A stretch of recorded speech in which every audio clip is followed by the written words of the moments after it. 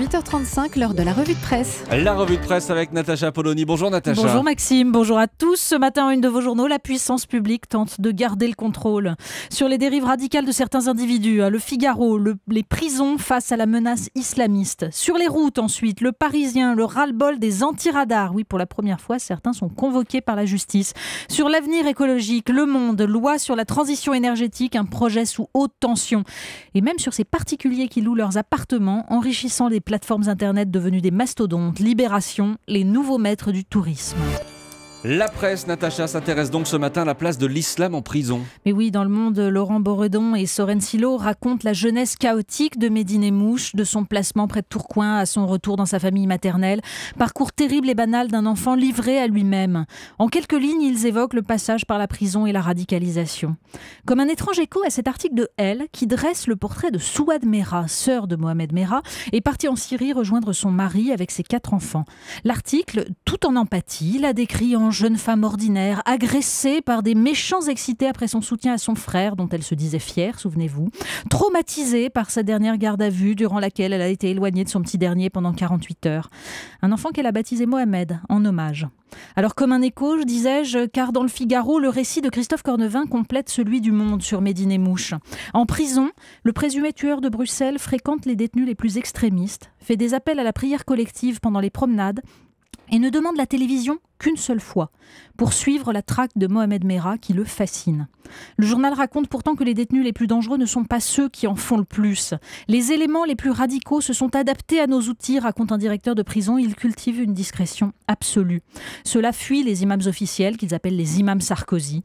Et si Yves Tréhard signale dans son éditorial que, selon une étude non publiée, la population carcérale serait pour moitié de confession musulmane, le même directeur de prison, dans l'article de Paul Gonzalez, souligne que sur 560 détenus, il a 115 menus végétariens pour une vingtaine d'inscrits seulement à la prière. Le menu végétarien, et non celui sans porc, est le seul compatible avec la stricte observance des règles halal. Partout, les pays occidentaux cherchent à apporter une réponse de long terme, parce que le sécuritaire et la surveillance ne suffiront pas. Quelques gouttes d'eau dans un océan. Il est aussi beaucoup question de Jean-Marie Le Pen ce matin dans la presse. Oui, et l'image qui revient dans les éditoriaux ce matin, c'est celui d'une façade repeinte. Marine Le Pen a beau vouloir remettre le diable dans sa boîte, écrit Mathieu Verrier dans La Voix du Nord. Monté sur un ressort, il finit toujours par ressortir. Par reconnaissance, par habitude, par adhésion ou par négligence, écrit-il, le FN donne la parole à Jean-Marie Le Pen. Par reconnaissance, par habitude, par adhésion ou par négligence, le FN partage la responsabilité de ces dérapages. Sauf qu'il est intéressant et important de savoir s'il s'agit justement d'adhésion, de reconnaissance ou de négligence. Chez les Le Pen, écrit Philippe Vaucan dans Le Républicain Lorrain, on joue en ce moment quelque chose se situant entre Édipe Roi et le Roi Lear, cette pièce de Shakespeare où il est question des rapports d'un monarque vieillissant à ses filles et où l'on entend des choses comme « les jeunes s'élèvent quand les vieux tombent ». Mais cette fois, les jeunes semblent vouloir mettre des pelletés sur la tombe des vieux, par stratégie ou par conviction. Autre thème abordé ce matin dans la presse, les armes aux États-Unis. Oui, ce sont 2 photos dans Marie-Claire, 2 petites filles dans leur chambre, serrant contre elles leurs carabines. Roses comme toute la chambre derrière, les poupées, etc. Roses, mais des véritables carabines, tirant des projectiles meurtriers. Dans le Figaro, un article raconte les déboires d'Andy Raymond, armurier du Maryland, harcelé par les amateurs d'armes depuis qu'il avait annoncé la commercialisation de Smart Guns, tout simplement des armes sécurisées à l'aide d'une montre qui seule permet de les utiliser, donc un moyen d'éviter que le fils de la famille ne se tue par accident en jouant avec le fusil d'assaut du père.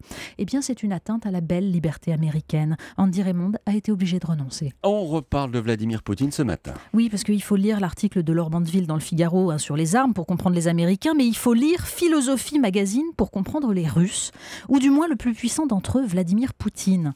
Au croisement de l'idéologie soviétique de son enfance et du rêve d'un empire eurasien inspiré par certains écrivains et penseurs conservateurs qui voient dans la Russie un monde géographique totalement à part, autour de l'Oural, et opposé radicalement à un Occident atlantiste décadent. C'est une plongée dans la tête de l'homme que nous adorons détester.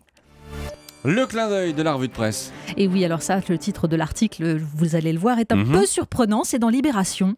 Les neurones du rectum chez le ver, vous avez 3 minutes. Surprenant, effectivement. Mais oui, c'est le principe d'un concours qui rassemble des doctorants et dont le but est de raconter son sujet de thèse à des néophytes en 3 minutes chrono. Alors pas évident quand on travaille par exemple sur le démonstrateur des potentialités applicatives des clustomésogènes pour la détection, les télécoms et l'affichage. Mais bien sûr. 3 minutes donc.